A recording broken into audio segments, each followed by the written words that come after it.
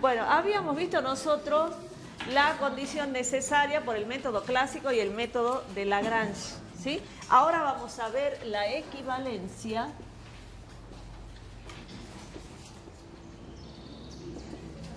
entre el método clásico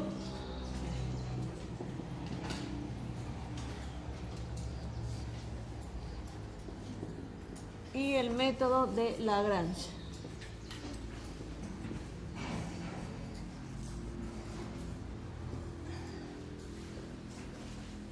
Bueno, vamos a ver la equivalencia entre esos dos métodos. Bien, en el método de Lagrange,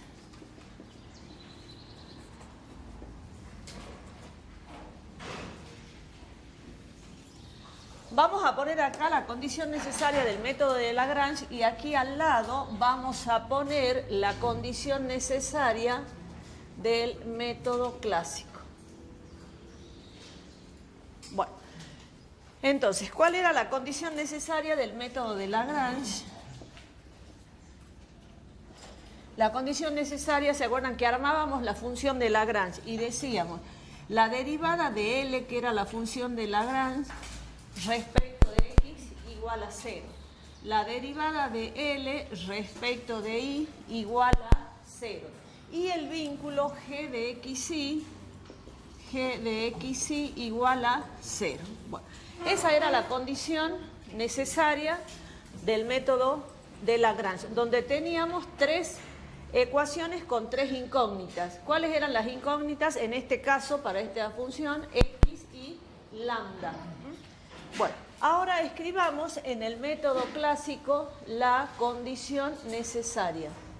La condición necesaria en el método clásico era el jacobiano de fg respecto de xy igual a 0 y el vínculo g de xy igual a 0. Bueno, y acá lo que tenemos es un sistema de dos ecuaciones con dos incógnitas. En este caso las incógnitas x, y. Bueno, estos métodos son equivalentes. El método de Lagrange es equivalente al método clásico. Es decir, al decir es equivalente, nosotros tenemos un sí y solo sí. El método de Lagrange, sí y solo sí, el método clásico. Bueno, vamos a demostrar uno solo, vamos a demostrar para allá. Entonces, demostraremos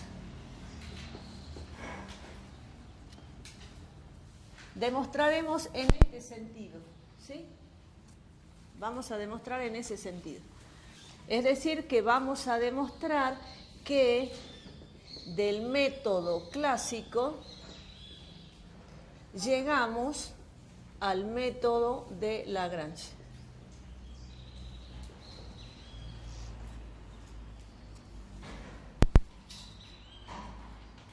Bueno, entonces, el método clásico, ¿cuáles son las hipótesis del método clásico? Las hipótesis del método clásico son el jacobiano igual a 0 y el vínculo igual a 0. Entonces, por hipótesis, nosotros tenemos que el jacobiano de fg respecto de xy es igual a 0. Bueno, este jacobiano lo vamos a escribir f de x, f de y, g de x, g de y igual a 0. Hagamos las cuentas. Entonces vamos a tener que f de x por g de y menos f de y por g de x es igual a 0, haciendo el producto, resolviendo ese determinante.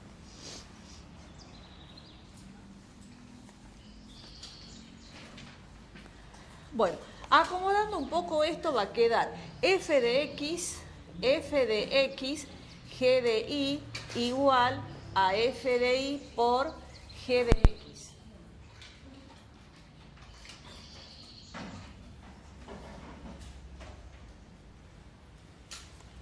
Entonces, haciendo pasaje de términos, f de x dividido g de x es igual a f de y sobre g de y, y a estos cocientes, a esas expresiones, las vamos a igualar a menos lambda, a menos el parámetro lambda. Lambda, acuérdense que dijimos la clase pasada, era el multiplicador de Lagrange.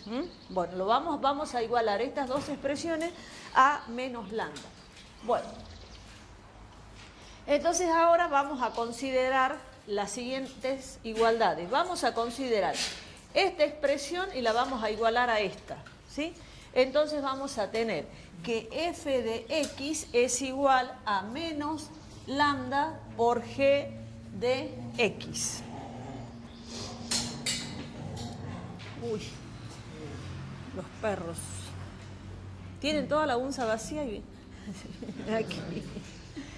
Bueno, lo mismo, ahora vamos a igualar esta fracción con menos lambda. Primero igualamos la primera con menos lambda y ahora la segunda. Entonces vamos a decir que la derivada de f respecto de y va a ser igual a menos lambda por la derivada de g respecto de y. Bien, ahora vamos a pasar todo al primer miembro y nos va a quedar la derivada de f respecto de x más lambda por la derivada de g respecto de x igual a 0 de la primera, y de esta la derivada de f respecto de y más lambda por la derivada de g respecto de y igual a 0. Ustedes observen que en esta expresión yo puedo, o sea, f está derivado respecto de x y g derivado respecto de x. Entonces yo puedo escribir de esta manera la derivada parcial respecto de x, ¿de quién? De la función f más lambda por g igual a 0, porque lambda dijimos que era un parámetro, no depende de x ni de y. Entonces, esta expresión la puedo escribir de esa manera. Lo mismo, esta que está acá, nosotros podemos escribir como la derivada parcial respecto de y, ¿de quién? De f más lambda por g. De f más lambda por g, y esto está igualado a 0. Bueno, vamos a llamar a esta primera expresión 1, porque ya vamos a volver, y a la segunda llamamos 2. Bien. Por otro lado,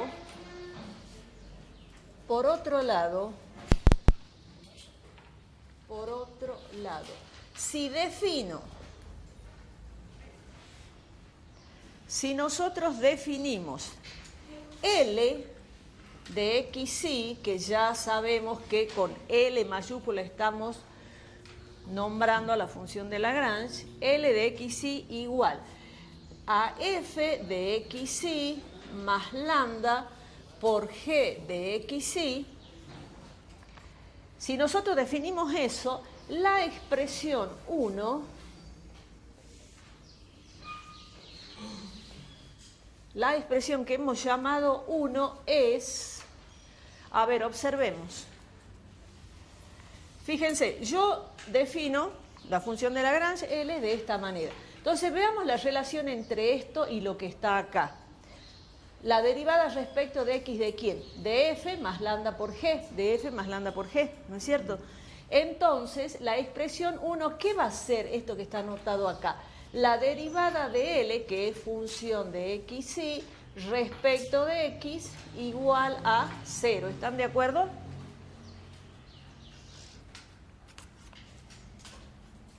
Lo mismo razonemos para la expresión 2. La expresión 2,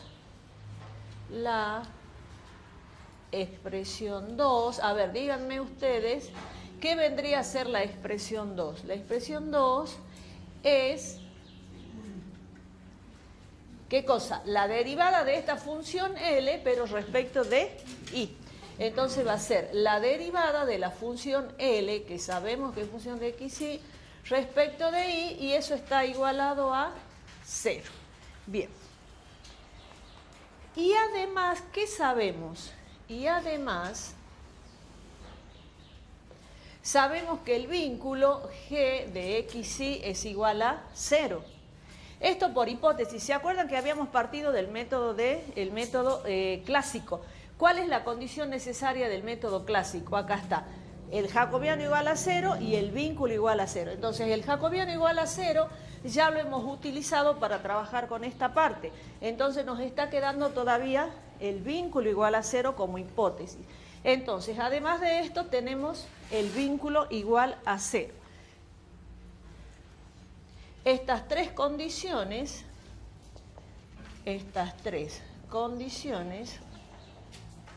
constituyen,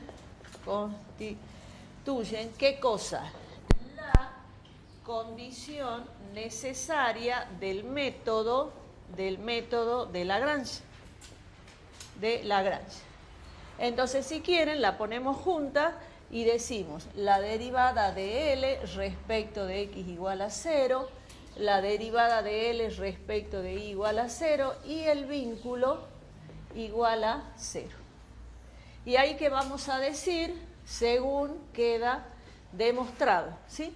Hemos partido del método clásico y hemos llegado al método de Lagrange. Si quieren, para que esté más correcto, L depende de xy, L depende de xy. Bien. Y con eso estaría demostrada la equivalencia entre el método clásico y el de Lagrange. Esa nomás vamos a ver. Bien.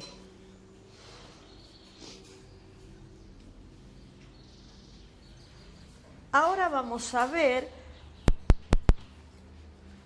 cómo hacemos para clasificar los puntos críticos. Uy, justo el...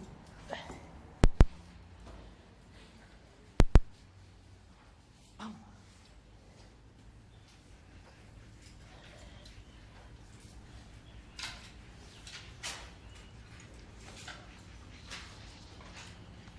Bueno. Entonces vamos a ver ahora la condición suficiente. ¿Qué hacemos con la condición suficiente? ¿Qué se puede hacer? Ya hemos determinado los puntos críticos. Con la condición suficiente los clasificamos. Muy bien. Entonces pongamos de título condición suficiente.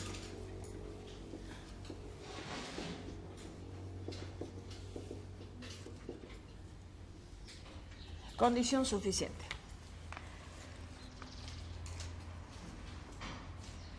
Ya sabemos que esta condición se utiliza para clasificar los... Uy, espero que no se enoje porque si no me... Para clasificar los puntos críticos.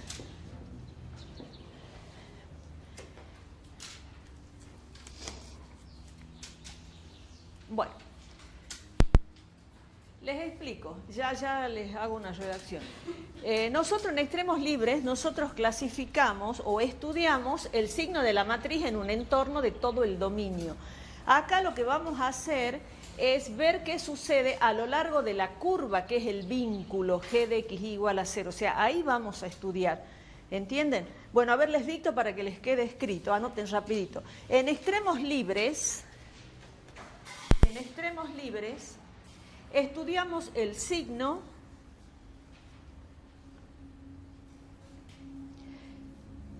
de la matriz en un entorno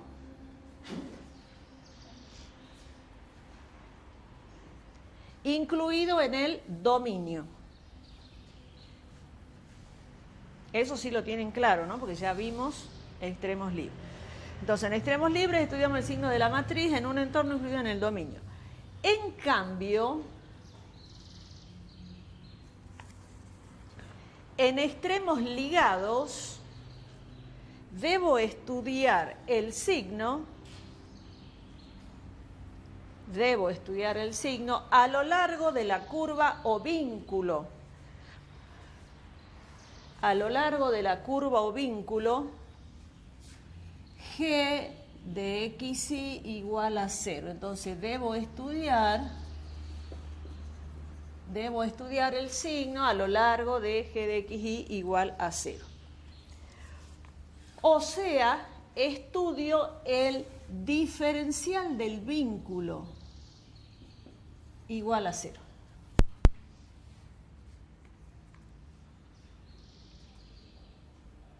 Bueno, eso tienen que escribir, ¿no? Entonces, la condición suficiente, vamos a escribirla acá, la condición suficiente va a consistir en estudiar dos cuestiones, ¿sí?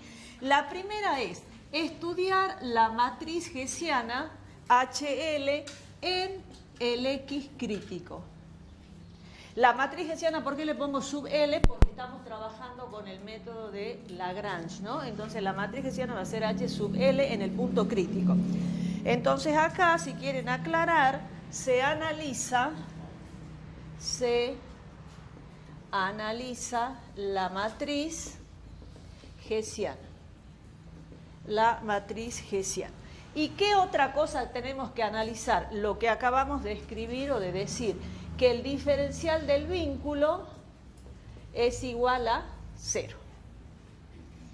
O sea, analizamos el diferencial del vínculo. Bueno, nosotros tenemos que estudiar eso para poder clasificar los puntos críticos. Pueden ocurrir varios casos. Pueden ocurrir varios casos. Bien. Dos puntos. Vamos a seguir aquí.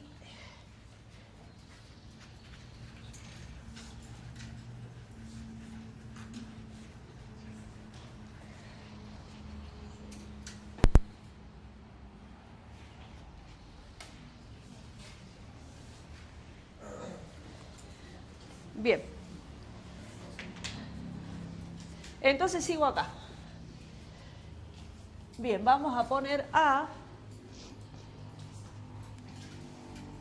Puede ocurrir que la matriz hessiana H de L en el X crítico sea definida.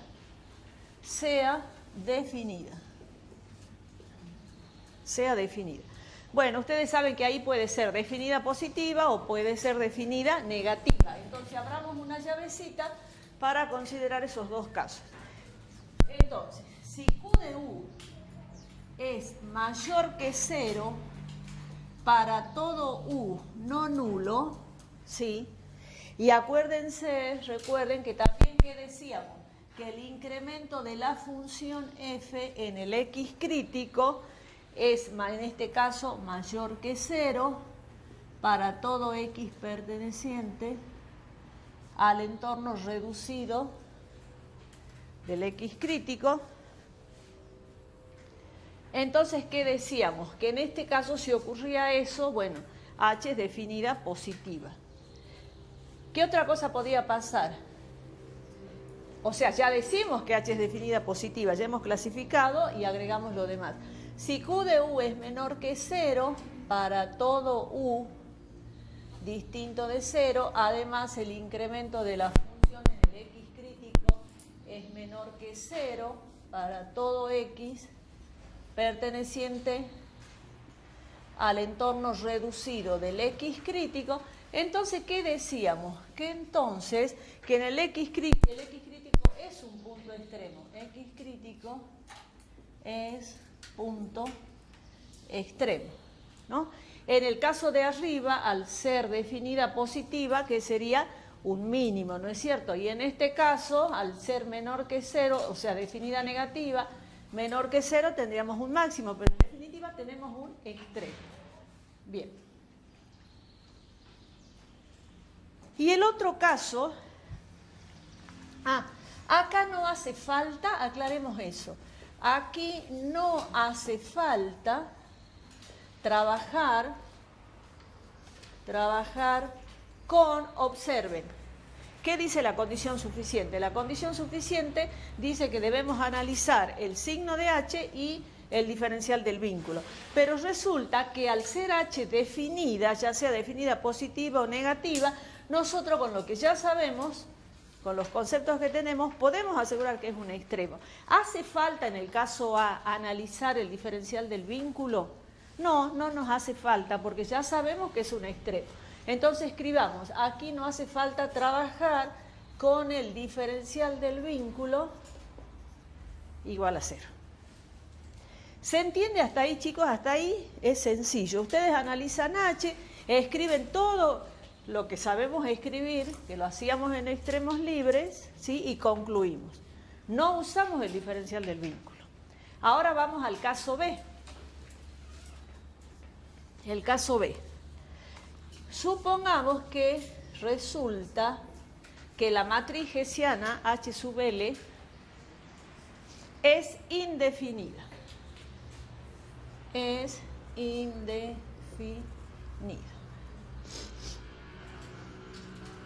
Bueno, y acá presten atención con respecto al tratamiento que hacemos en extremos ligados y al que hacíamos en extremos libres. A ver, recordemos un poquito. En extremos libres, lo que ustedes han estado haciendo hasta ahora, no en ligados, libres. Cuando ustedes tenían que a la matriz H era indefinida, ¿qué concluían? Ni máximo ni mínimo punto silla.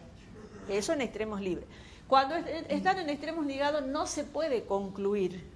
¿Por qué? Porque yo tengo otra herramienta para seguir analizando. ¿Cuál es la otra herramienta? El diferencial del vínculo. ¿Entienden? Entonces anoten, les dicto ahí un parrafito. Entonces, si la matriz hessiana es indefinida, no se puede concluir ni máximo ni mínimo, ni máximo ni mínimo. Si quieren entre paréntesis pongan como en extremos libres, ¿sí? Como un detalle más. No se puede concluir ni máximo ni mínimo, agréganle entre paréntesis como en extremos libres, ¿sí? Cierran ahí el paréntesis, bueno, una coma, algo así. Debemos estudiar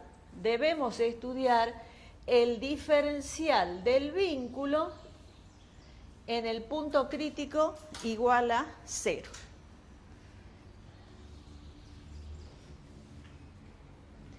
Porque me estoy moviendo en la dirección de la curva. Debemos estudiar el diferencial Del vínculo, esto igual a 0, porque me estoy moviendo en la dirección de la curva. Bueno, lo digamos por última vez, así cerramos y hacemos un ejemplo. Cuando ustedes están, la diferencia entre extremos libres y extremos ligados, en definitiva, se presenta un poco acá en el indefinida. Cuando estamos en extremos libres, sin un vínculo, sino solamente con la función y queremos extremar. Si H es indefinida, lo que escribieron, ¿qué decimos en extremos libres? Ni máximo ni mínimo, la función posee en el punto crítico, ¿qué cosa? Un punto silla. Cuando estamos en extremos ligados, ya no se dice así. ¿Por qué? Porque en extremos ligados tenemos algo más, que es el vínculo G. ¿Se acuerdan que el vínculo G de XY estaba en el plano, en el caso que hicimos? XY era una curva, ¿sí? Y trabajamos a lo largo de la curva. Entonces, cuando es indefinida, analizamos el diferencial del vínculo. Bueno, ya vamos a hacer un ejemplito para que vean cómo se trabaja. Bueno, esa sería la condición suficiente, ¿sí? Bien, entonces hagamos un ejemplo.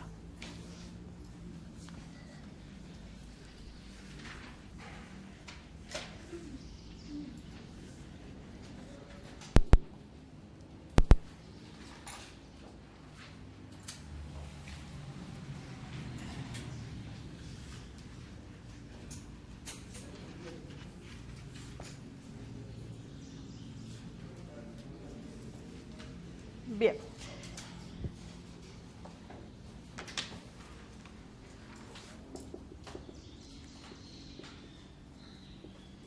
Bueno, se los dicto porque es un poquito largo. Anote, se quiere construir, no voy a escribir todo eso, anote. Se quiere construir un recipiente,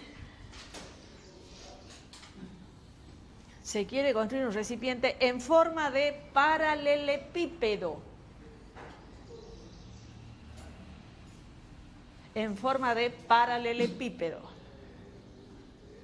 ¿Cuál era el paralelepípedo? Comúnmente la caja, una caja, ¿no? De paralelepípedo que contenga un volumen,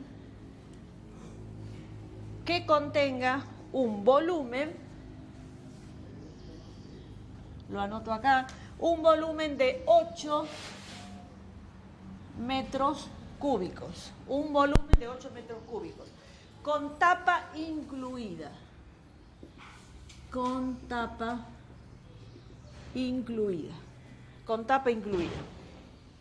de manera de utilizar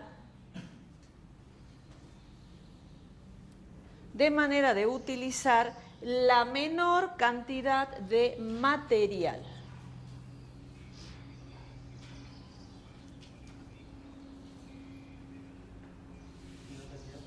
La menor cantidad de material. Es decir, a ustedes le dicen, bueno, fabrique esta caja, ya sea de lata, de algún material, entonces ustedes tienen la plancha, ¿no es cierto? Y de ahí tienen que hacer una caja, un paralelepípedo, pero esa caja tiene que cumplir que tenga 8 metros cúbicos de capacidad, ¿sí? Bien, hagamos un esquemita de la caja, del paralelepípedo, supongamos esta.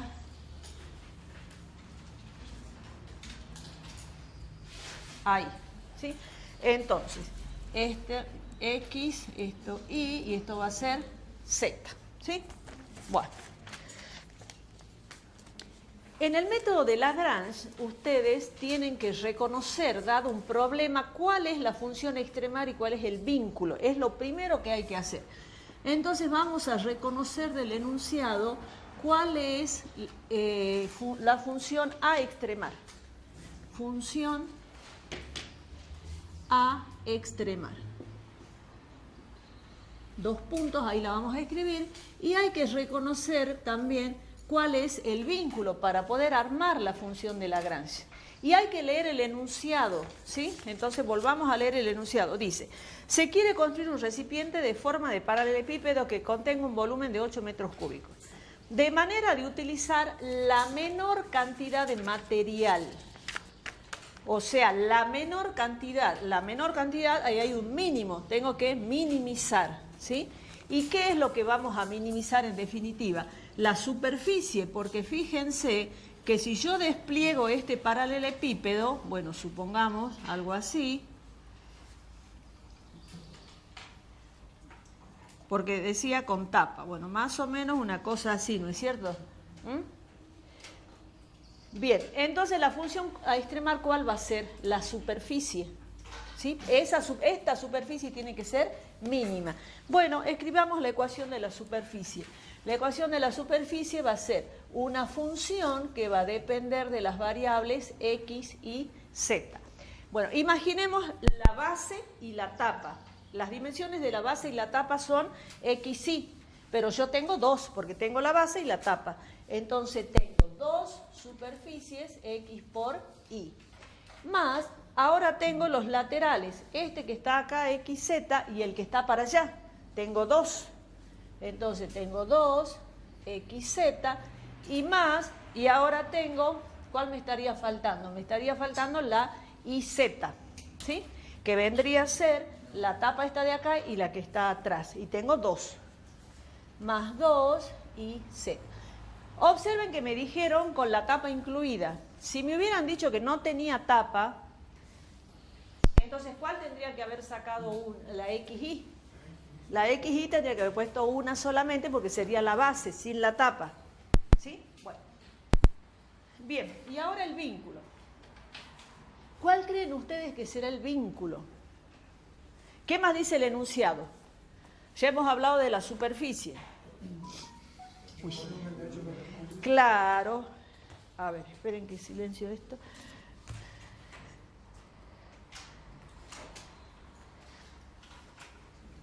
Bueno, ya decíamos el volumen. Decía que esa caja tiene un volumen de 8 metros cúbicos. Entonces el vínculo va a ser X por Y por Z igual a 8. Bueno, ya sabemos que las dimensiones son metros, así que podemos dejarla y al final la agregamos, ¿sí?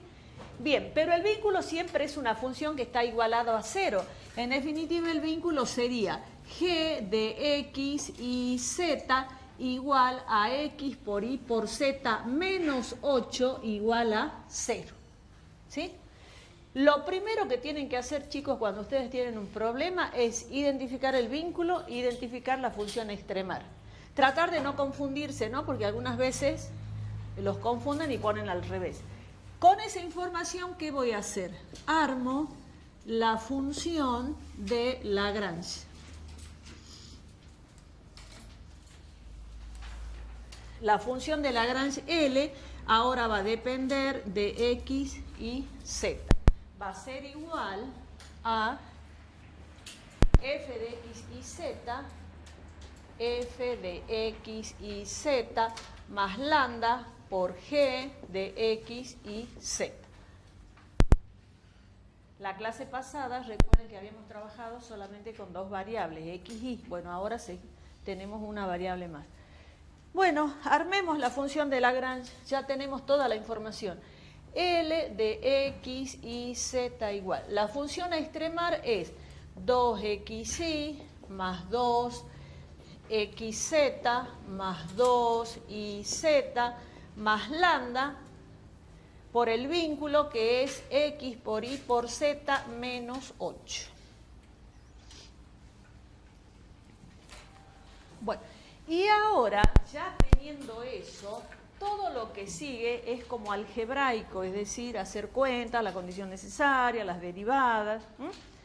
Bueno, entonces, trabajemos con la condición necesaria.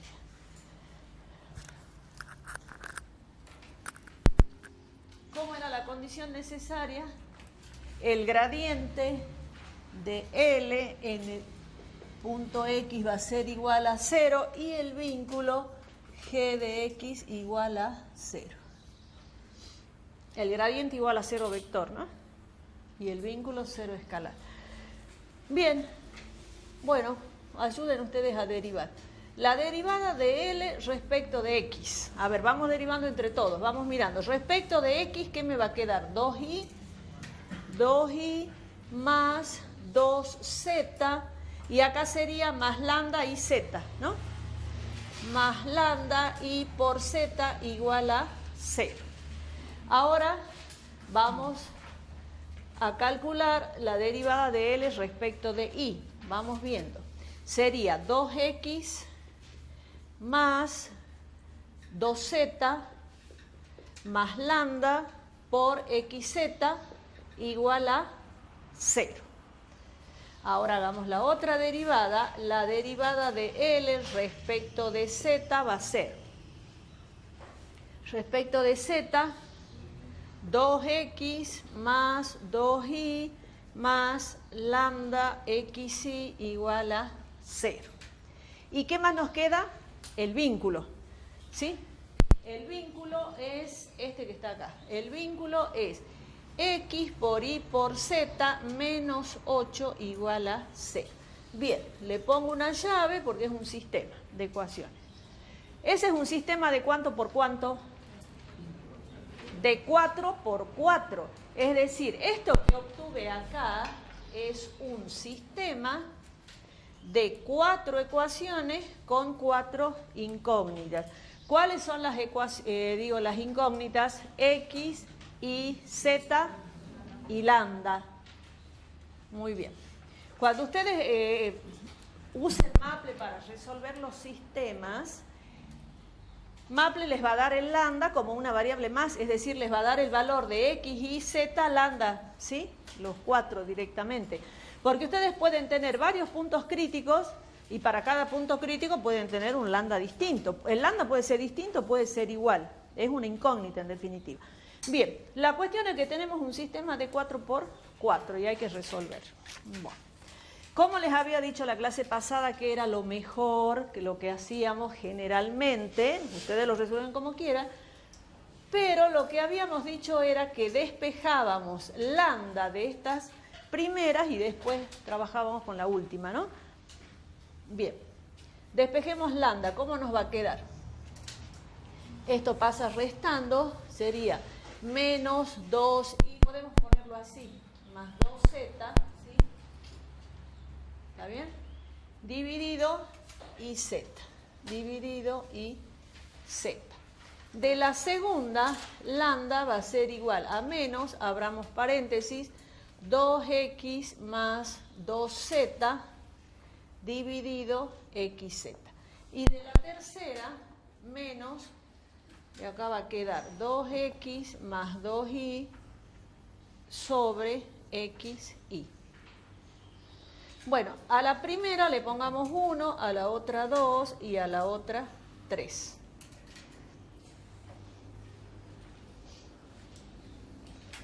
Entonces igualemos 1 y 2, ¿sí? Entonces, haciendo 1 igual a 2, ¿qué va a quedar?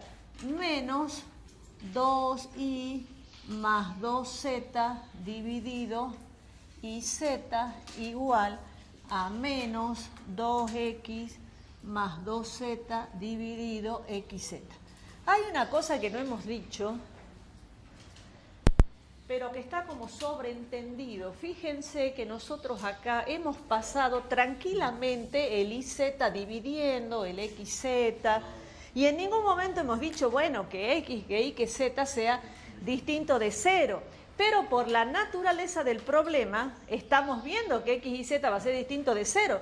Porque si x fuera 0, o y 0, o z sea 0, no tenemos caja, no tenemos paralelepípedo para construir, ¿entienden?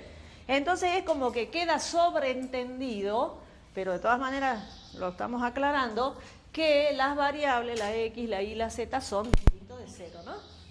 Bien. No, no hay problema, porque estamos viendo un ejemplo real en definitiva, ¿entendés? Así que no hay inconveniente con eso. Si lo quieren aclarar, mejor. Bien, entonces ahora trabajemos con eso. Me acordé porque iba a simplificar. Bueno, cancelamos los menos. Fíjense que yo acá cancelo el z. Si quieren, para tranquilidad, pongamos x distinto de 0, y distinto de 0, z distinto de 0, porque la verdad que sí, cuando uno simplifica en estas situaciones hay que aclararlo. Bien, ¿qué más podemos? Observen que el 2z con este 2z también se va a simplificar, ¿sí? Este 2z, bueno, abuso de notación, 2z con 2z, ¿y qué me queda? Paso la x para acá, me queda 2xy igual, paso la y para acá, 2xy, 2xy, está bien. Acá, a ver, algo está mal, porque tiene que quedar que x sea igual a y. 2y, no, algo copié mal, 2y más 2z, 2x más 2z, y z, xz, a ver, ¿dónde está el error? Porque tiene que salir...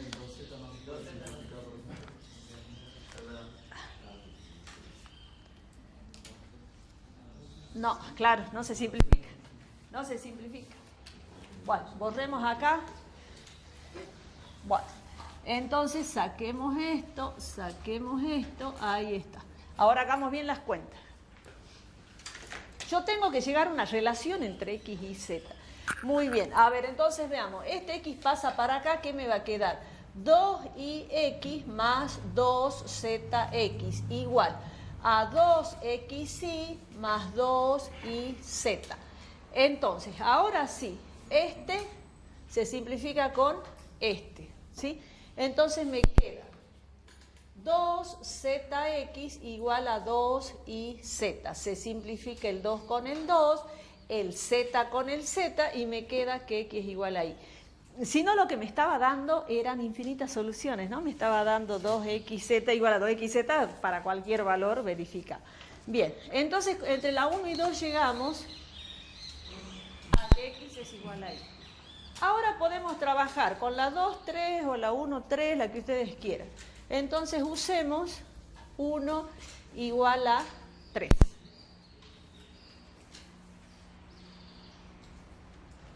No podía simplificar, ¿saben por qué ahora? Eso para hacer. No podía simplificar porque yo tenía este denominador distinto de este, ¿no? No se podía. Bien. Bueno, 1 igual a 3. Entonces ahora lo podemos hacer más rápido, es el mismo procedimiento. Menos, estamos con el 1, 2y más 2z dividido YZ igual, el 3 es menos 2x más 2y dividido xy. Bien, se van los signos menos. Ya hemos aclarado acá, lo dejemos aclarado, Orlandi, porque eso es el que preguntaba, lo dejemos aclaradito acá, ¿sí? Mejor. Bueno, simplificamos los menos, acá podemos simplificar y, entonces, podríamos haber sacado el 2, bueno, pasemos el x para allá, 2xy más 2xz igual a 2xz más 2yz. ¿Qué podemos simplificar? El 2xz con el 2xz, entonces nos queda 2xy igual a 2yz. Se simplifican los dos, se simplifican las y me queda que x es igual a z. O sea que en definitiva, ¿qué me está mostrando eso? Que x es igual a y igual a z, ¿sí? Bueno, entonces, y si al ser x igual a y, x igual a y igual a z, el paralelepípedo, ¿en qué se convirtió? ¿Qué es? Un cubo, muy bien. Entonces, por lo tanto, x es igual a y igual a z. Entonces, si quieren aclarar ahí, el paralelepípedo es un cubo, ¿sí? Tiene sus 3 dimensiones iguales, ¿sí? Muy bien la pregunta. Él está preguntando cuánto vale x, cuánto vale y, cuánto vale z, porque recién hemos llegado a la relación entre las variables. Sabemos que es un cubo. Bueno, ¿cuánto vale x, cuánto vale y, cuánto vale z? Muy bien. ¿Dónde creen ustedes? Miren la condición necesaria que hay que reemplazar, que no hemos usado todavía. Fíjense, hemos trabajado con la condición necesaria con las 3 primeras. Todavía no hemos usado la última. Ahí es donde vamos a llevar lo que hemos encontrado para ver cuánto vale x y z. ¿Sí? O sea, ya trabajamos con las 3 primeras, ahora vamos a la última. Bien, entonces, le pongamos el número 4, 1, 2, 3, a esta le pongamos 4, ahí. Entonces, reemplazando en 4, entonces nos queda, como son iguales, x por y por z, bueno, ya pongamos igual a 8. Pero como sabemos que son iguales, x al cubo es igual a 8, x va a ser raíz cúbica de 8, o sea, 2. Si x es igual a 2, por lo tanto, y también va a ser igual a 2, y z también va a ser igual a 2. ¿Sí? Entonces, pongamos acá, por lo tanto, el x crítico es el punto 2, 2, 2. Ese es el punto crítico, ¿sí?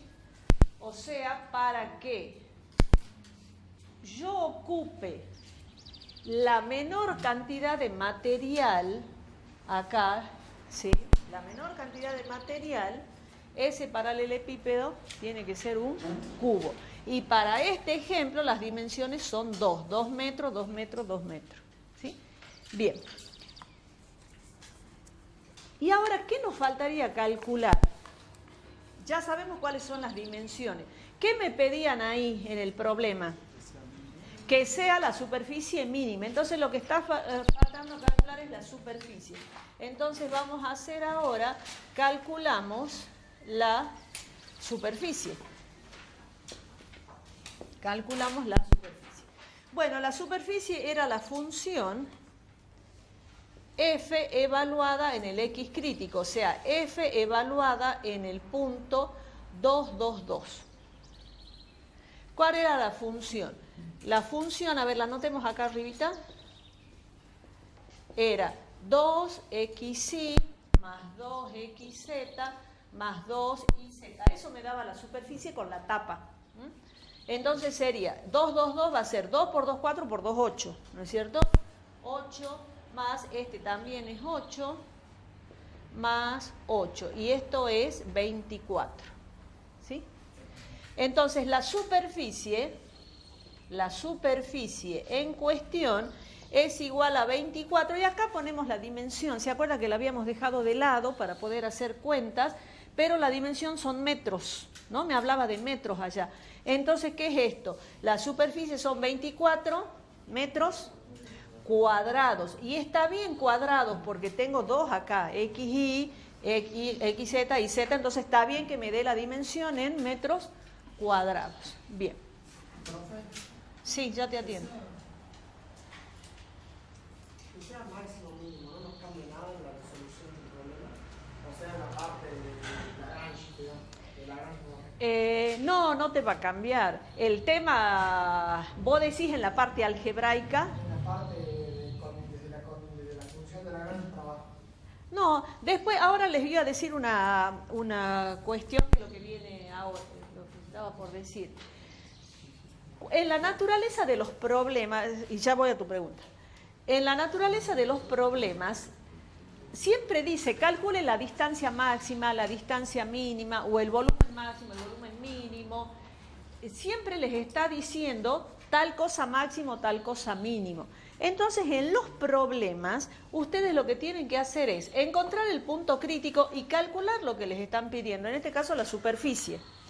Que la superficie es mínima, porque vos estás trabajando en una fábrica como ingeniero, te dicen, bueno, use la menor cantidad de este material, entonces vos encontrás la superficie mínima. No hace falta para los problemas usar la condición suficiente, porque ya la naturaleza del problema está diciendo que esa superficie tiene que ser mínima. Nosotros lo vamos a hacer para ver cómo se trabaja, pero no hace falta. Ahora, tu pregunta era si el procedimiento es el mismo para que sea máximo o mínimo. El procedimiento algebraico es igual. A vos después te va a salir con la condición suficiente si es máximo o mínimo. Y más vale que cuando apliquemos la condición suficiente aquí, nos dé mínimo. Nos dé mínimo porque estamos viendo que esa superficie es mínima. ¿Podría ser máxima esa superficie? Y no, porque tendría que ser una cosa extremadamente grande, infinitamente grande, de tal manera que la superficie sea máxima. En este caso lo que se pide es una superficie mínima. El problema puede estar dado al revés, ya van a ver en la práctica. El problema podría ser así. Yo tengo una superficie, a mí me dan este cartón, una lámina de cartón para que yo haga una caja. Entonces ahí me piden, bueno, utilice este cartón, pero que el volumen sea máximo. Entonces ahí el volumen máximo, la función extremar, vas a hacer el volumen. ¿Entendés? Y lo constante sería la superficie, porque me han dado este cartón para que yo haga la caja y no me puedo salir de ahí. Por eso les digo, hay que leer bien el enunciado cuando dice tal cosa es máxima o tal cosa es mínima. Esa va a ser la función extremar. Lo otro, que ayuda al problema, lo podemos usar como vínculo. Lo usamos como vínculo. Bueno, no sé si respondo a tu pregunta. En definitiva, vos me preguntabas si el tratamiento era el mismo. Sí, algebraicamente es el mismo. Eso es lo que vos me estás preguntando. Bien. Entonces, no lo clasificamos al punto. Sí, ahora lo vamos a clasificar para que sepan cómo se hace. ¿Por qué? Les explico. Nosotros muchas veces les decimos así: extreme esta función con este vínculo. Nada más, no se lo enmarcamos en un problema. Le decimos, extreme esto con este vínculo. Y ustedes no tienen idea si es máximo, mínimo, qué va a ser. Ahí hay que usar la condición suficiente. ¿Ah? Claro, más vale que te tenemos que decir cuál es la función y cuál es el vínculo. Entonces ahí le decimos, extreme tal función con vinculada a tal función. Ustedes no saben, porque no hay un problema en el enunciado. Entonces tienen que hacer la condición suficiente. Cuando es un problema, ustedes llegan hasta acá, nada más que hasta acá. Encuentran el punto crítico y sí, chicos, una cosa importante, ¿no? Me pedían la superficie mínima, bueno, la encuentro a esta superficie. Me piden la distancia mínima, la encuentro esa distancia, o la máxima, la encuentro. Bien, entonces ahora clasifiquemos para saber cómo se hace. ¿Está todo bien? ¿Sí? Bien.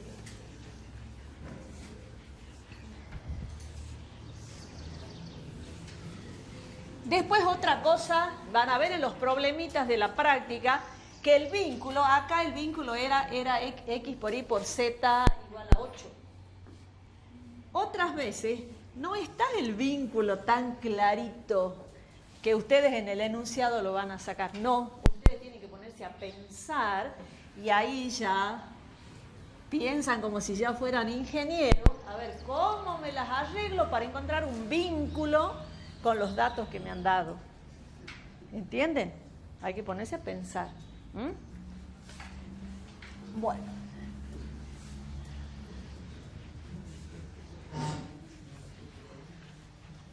Bien. Entonces, escribamos. Verifiquemos usando la condición suficiente. Que como les decía, por la naturaleza del problema no hace falta. Bien, armemos la matriz H de L en el X crítico. Bueno, esta va a ser una matriz de 3 por 3, ¿sí? Entonces vamos a tener LXX, LXY, LXZ. L y X, L y Y, L y Z. LZX, LZY, LZZ. Bueno, esa es la matriz. Bueno, borré las derivadas. A ver. Las escribo acá, ustedes las tienen en su cuaderno. Las escribo acá para que la volvamos a derivar, ¿sí? La derivada de L respecto de X nos había dado 2Y más 2Z más lambda y Z igual a 0. No las escriban porque las tienen ustedes. La derivada de L respecto de Y es 2X más 2Z más lambda XZ. Y la derivada de L respecto de Z era 2X más 2Y más lambda X igual. Esas eran. Bueno, derivemos ahora la segunda. LXX. La derivada de L respecto de X, fíjense que da 0, ¿no? LXY. ¿Qué me queda? 2 más lambda Z. ¿Está bien? La derivada de XZ, bueno, yo las tengo acá, vamos controlando, queda 2 más lambda I. Recuerden que esto es simétrico, ¿sí? O sea que esta se va a repetir, si quieren comprobar, 2 más lambda Z. La derivada de I respecto de I, esa es 0. Acá tengo 2 más lambda X, aquí es la misma, 2 más lambda I, esta va a ser la misma, 2 más lambda X y 0. Bueno. Nosotros habíamos encontrado del sistema,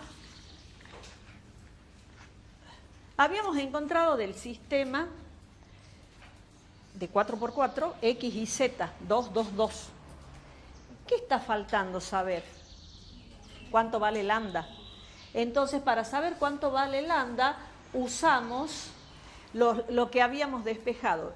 De la ecuación 1, sigo acá. Bueno, de la ecuación 1,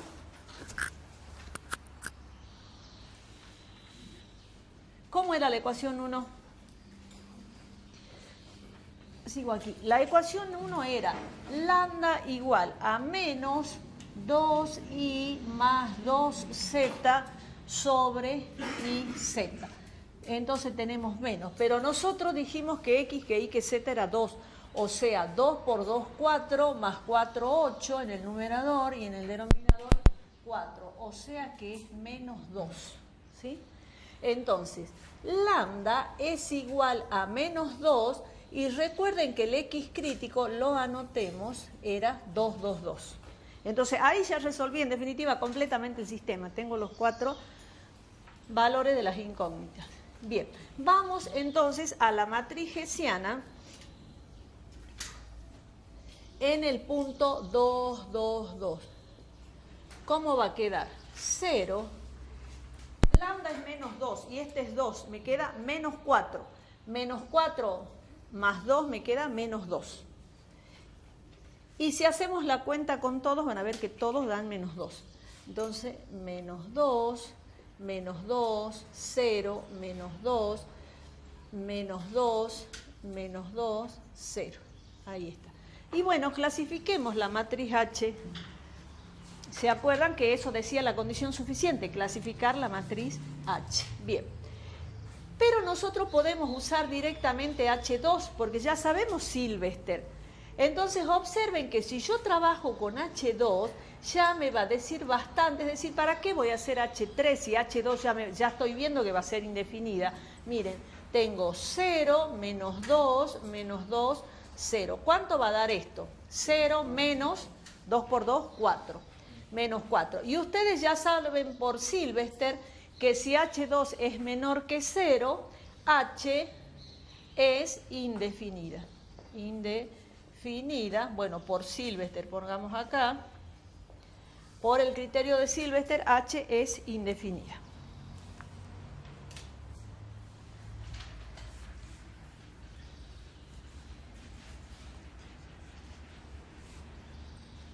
Y si H es indefinida, ¿qué digo? Hace rato yo les hice escribir algo.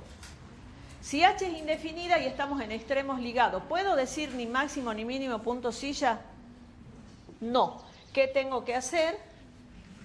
Analizar el diferencial del vínculo. Entonces escriban, no podemos concluir ni máximo ni mínimo. No podemos concluir ni máximo ni mínimo, debemos analizar el diferencial del vínculo. ¿Ven lo que yo les dije hace rato? Bien, entonces el vínculo G de X y Z es igual a X por Y por Z menos 8 igual a 0. El diferencial del vínculo va a ser igual a la derivada respecto, o sea, a G, la derivada de G respecto de X por H, más la derivada de G respecto de Y por K, más la derivada de G respecto de Z por L, pongamos, ¿sí? Y la derivada de 0 es 0. Bien, entonces el diferencial del vínculo va a ser igual. La derivada de G respecto de X, ¿cómo me va a quedar?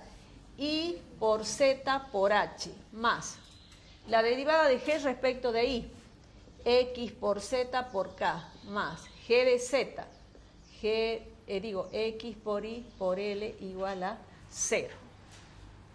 ¿Pero cuánto vale X y Z?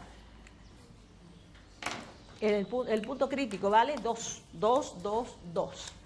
Entonces, el diferencial del vínculo en el punto crítico 2, 2, 2 va a ser 2 por 2, 4H, más 4K, más 4L igual a 0.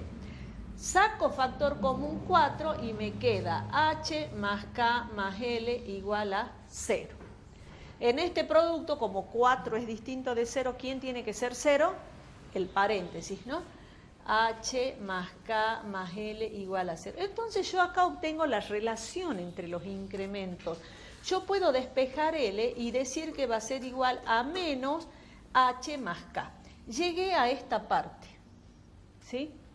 Yo lo que quiero hacer es clasificar esa matriz. Al darme indefinida, es decir, ya la clasifiqué, tengo que ver qué pasa si tengo máximo, tengo mínimo, ¿sí? Pero se acuerdan que habíamos dicho que si era indefinida, ¿qué hacíamos? Trabajábamos con el diferencial del vínculo. Muy bien.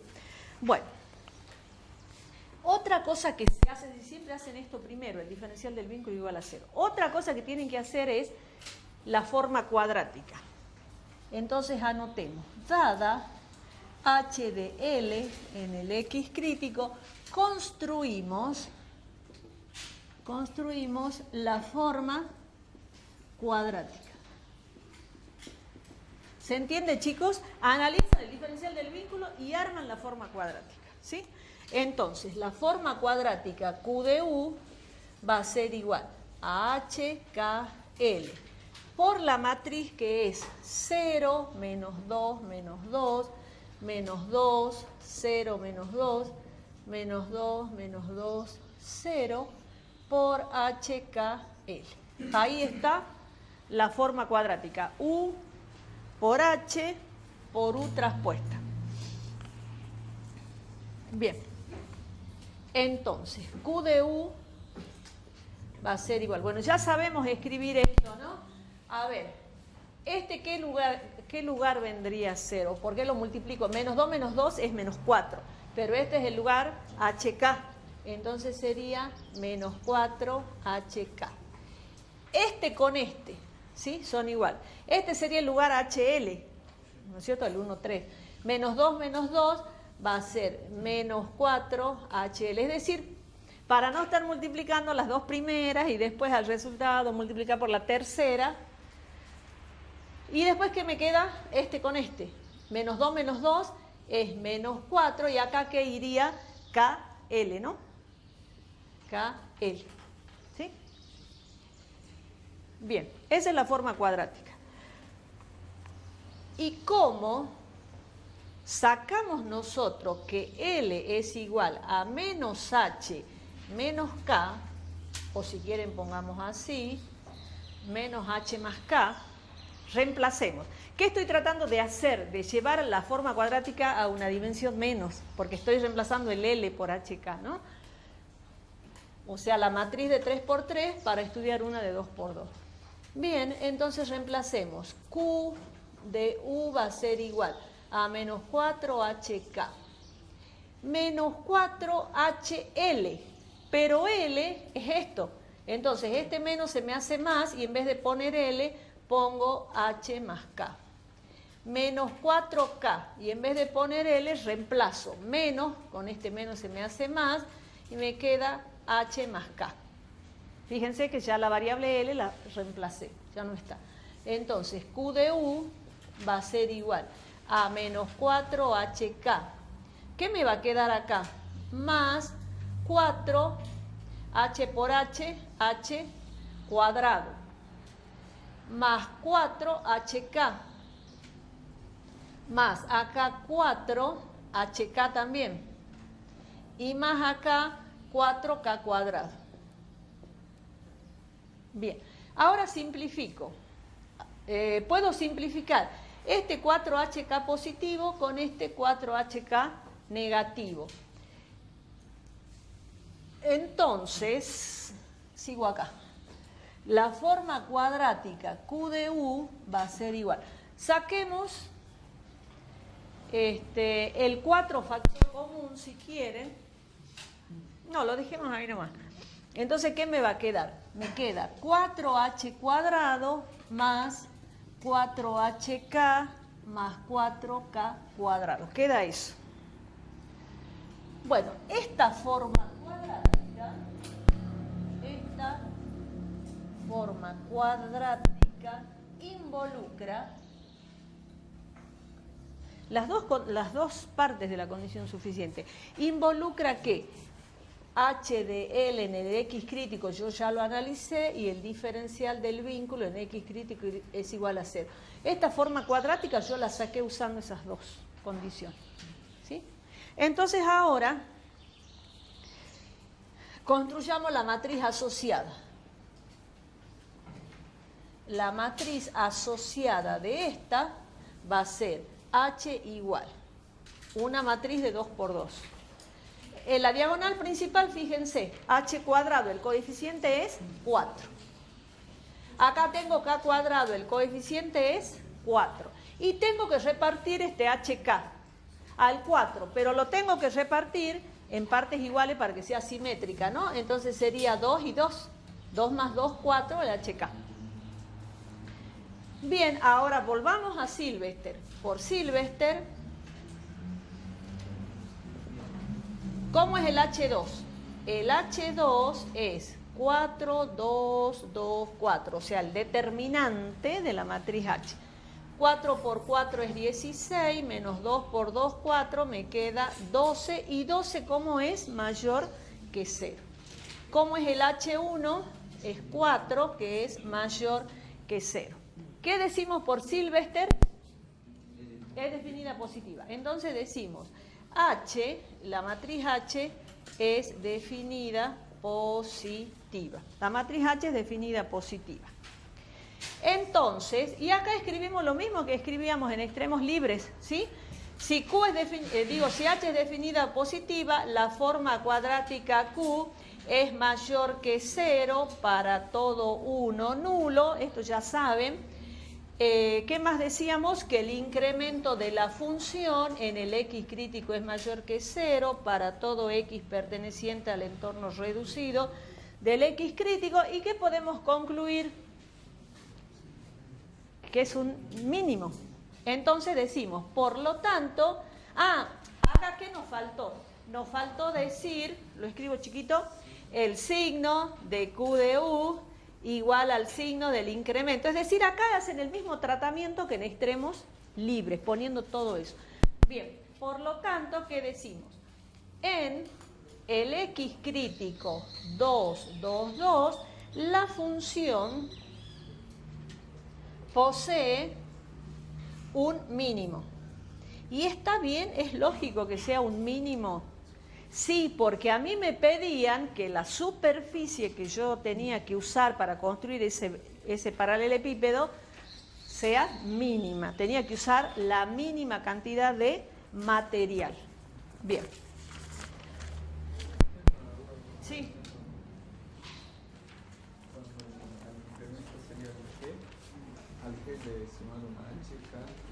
No, acordate que el diferencial, esa es la definición de diferencial. Acá me está preguntando él, esto me estás preguntando, ¿no? El diferencial. Acuérdense cuando nosotros hemos estudiado, a ver, aquí lo voy a escribir para relacionar con lo que nosotros sabíamos ver antes. Acuérdate que si nosotros teníamos f como función de x, y habíamos definido el diferencial de la función. Bueno, le agreguemos una más, x y z. ¿Cómo se define el diferencial? Como la derivada de la función respecto de una de las variables por su diferencial, más la derivada respecto de la otra variable por el diferencial o el incremento, más f de z por diferencial de z. Esto es lo que nosotros hemos estudiado cuando definimos diferencial de una función. Bueno, la función ahora es g. La función es g. Entonces vos vas a decir la derivada de g respecto de x, g de y, g de z. Esto vendría a ser el diferencial de x, que es h, diferencial de y, que es k, y el diferencial de z, que es l. No sé si eso es lo que me estás preguntando. Claro. O sea, el concepto de diferencial, ustedes capaz que acá se desubican porque le cambiamos el nombre, como decís vos, pero esto sí lo saben. Esto sí lo saben. Después se acuerdan que habíamos calculado el diferencial segundo de f, cuando era de 3 variables íbamos diferenciando paso por paso. Pero cuando era de 2 variables podíamos usar la ayuda, ¿se acuerdan? Del cuadrado del binomio, cubo del binomio con el triángulo de Pascal. Bueno, este diferencial que nosotros hemos visto en su momento es, como me dice él, me cambian la letra, claro, este es mi función g. Entonces el diferencial de g va a ser la derivada respecto de la variable x por diferencial de x, h, es lo mismo, ¿sí? ¿Se entiende entonces? Ese es el diferencial, ¿está bien? Bueno, hagamos un problemita de distancia. Hagamos otro ejemplo.